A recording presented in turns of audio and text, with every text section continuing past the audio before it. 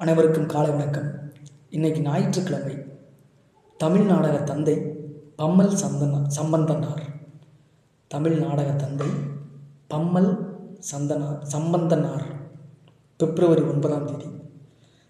தமிழ் நாடகத்தோட தந்தை என்று போற்றப்படுபவரும் வழக்கறிஞர், நீதிபதி, நாடகாசிரியர், நாடக நடிகர், எழுத்தாளர் என பன்முக திறன் கொண்ட பம்மல் விஜய ரங்க சம்பந்தர் பிறந்த தினம் என்று.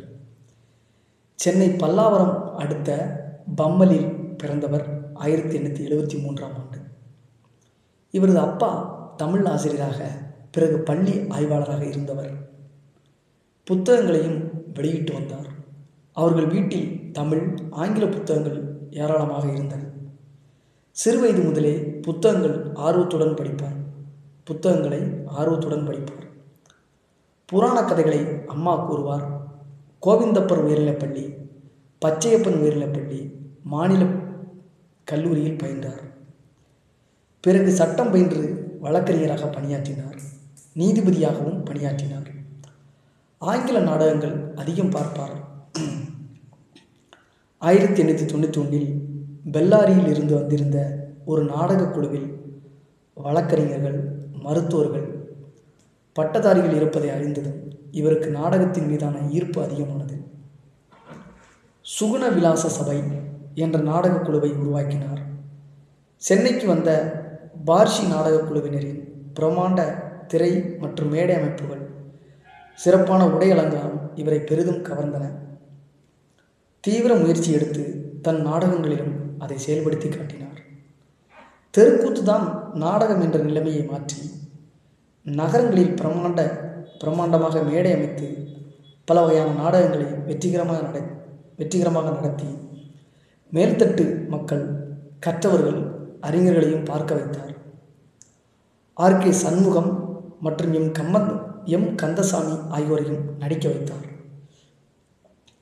சுப முடிவு என்ற வழக்கத்தை மாற்றி சோக முடிவு போன்ற நாடகங்களை அரங்கேற்றினார். நடிப்பவர்களை கூத்தாடிகள் என்று அழைக்காமல் கலைஞர்கள் என்று அழைக்கச் செய்தார். 22 வயதில் லீலாவதி சுலோச்சனா என்ற இவரது முதல் நாடகம் அரங்கேறியது. 22 வயதில் லீலாவதி சுலோச்சனா என்ற நாடகம் முதல் அரங்கேறுது. ஷேக்ஸ்பியரின் உலக புகழ்பெற்ற ஹாம்லெட்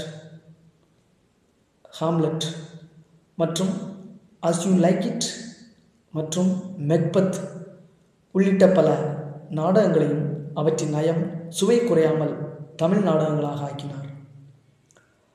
ஆங்கில மொழி, வடமொழி நாடகங்களை தமிழ் சூழலுக்கு ஏற்ப மாற்றி அமைத்து மேடையேற்றினார். மொத்தம் 94 நாடகங்கள் எழுதியிருக்கிறார்.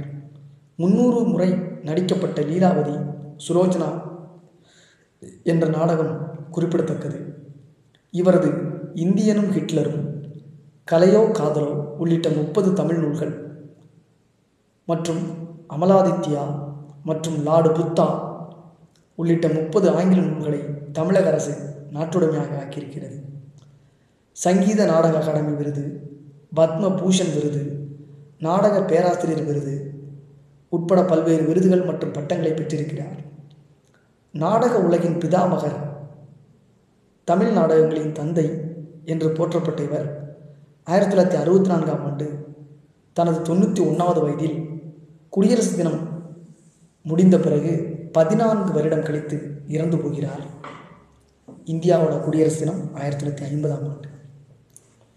14 வருடம் கழித்து இறந்து போகிறார். சென்னை பல்லாவரம் அடுத்த பம்மலில் பிறந்தவர். 1873இல் 22 வயதில் லீலாவதி சுலோச்சனா என்ற நாடகம் அரங்கேறுகிறது. ஹாம்லெட், ஷேக்ஸ்பியரோட உலக புகழ்பெற்ற ஹாம்லெட் மற்றும் அஸ் யூ லைக் இட் மற்றும் மெக்பத் உட்பட பல நாடகங்களை அவற்றின் நயம், சுவை குறையாமல் தமிழ் நாடகங்களாக ஆக்கியிருக்கிறார். ஆங்கிலம், வடமொழி நாடகங்களை தமிழ் சூழலுக்கு ஏற்ப மாற்றியமைத்து மேடையேற்றியிருக்கிறார். இந்தியனும் ஹிட்லரும், கலையோ காதலோ உட்பட 30 தமிழ் நூல்கள், அமலாத்யா, லார்டு புத்தா உள்ளிட்ட 30 ஆங்கில நூல்களையும் தமிழக அரசு இவருடைய நாட்டுடைமையாக்கியிருக்கிறது. இந்த ஒரு மாபெரும் ஆளுமையை சந்தித்த மகிழ்ச்சியோட இந்த ஞாயிற்றுக்கிழமை நிறைவு பெறுகிறது. நன்றி, வணக்கம்.